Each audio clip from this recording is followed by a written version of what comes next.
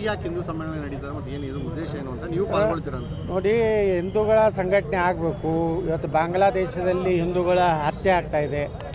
ಕರ್ನಾಟಕದಲ್ಲಿ ಬಾಂಗ್ಲಾದೇಶಿಯರು ರೋಹಿಂಗ್ಯಾಗಳು ದೊಡ್ಡ ಸಂಖ್ಯೆ ಇರೋದ್ರಿಂದ ಒಂದೊಂದು ದಿವಸ ಕರ್ನಾಟಕನೂ ಬಾಂಗ್ಲಾದೇಶದಲ್ಲಿ ಆದಂಥ ಪರಿಸ್ಥಿತಿ, ಪಶ್ಚಿಮ ಬಂಗಾಳದಲ್ಲಿ ಆದಂಥ ಪರಿಸ್ಥಿತಿ, ಕೇರಳದಲ್ಲಿ ಆದ ಪರಿಸ್ಥಿತಿ ಹಿಂದೂಗಳಿಗೆ ಬರಬಾರ್ದು ಅಂತೇಳಿ ಹಿಂದೂಗಳು ಸಂಘಟಿತರಾಗಬೇಕು.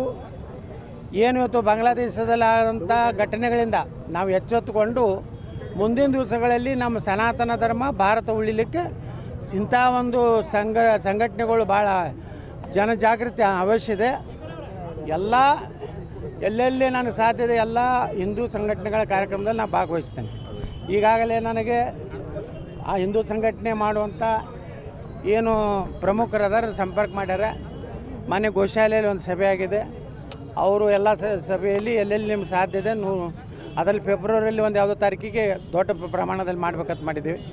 ಅವಾಗೂ 24 ತಾರೀಕಿಗೆ ದೊಡ್ಡ ಪ್ರಮಾಣ ಮಾಡ್ಬೇಕಂತ ಮಾಡಿದ್ದೀವಿ. ಎಲ್ಲ ಕಡೆನೂ ಇಡೀ ರಾಜ್ಯದಲ್ಲಿ ಎಲ್ಲೇ ಹಿಂದೂ ಸಂಘಟನೆಗಳು ಇವತ್ತು ನಾನು ಫೆಬ್ರವರಿ 13ನೇ ತಾರೀಕಿಗೆ ಬೈಂದೂರಿಗೆ ಹೋಗ್ತಾಯಿದ್ದೀನಿ.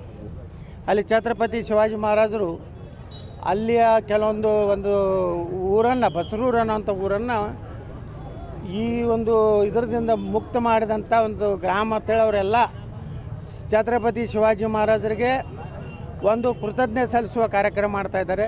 ಹಿಂದೆಯಲ್ಲಿ ದೇವೇಂದ್ರ ಫಡ್ನವೀಸ್ ಅವರು ಬಂದಿದ್ದರು, ಗೋವಾ ಮುಖ್ಯಮಂತ್ರಿಗಳು ಬಂದಿದ್ದರು. ಈ ಸಲ ನನ್ನನ್ನು ಆಹ್ವಾನ ಮಾಡಿದ್ದಾರೆ. ನಾಳೆ ಹೋಗ್ತಾ ಇದ್ದೀನಿ. ಮೊನ್ನೆ ಕಾರ್ಯಕ್ರಮ ಬೇರೆ ಬೇರೆ ರೀತಿಯ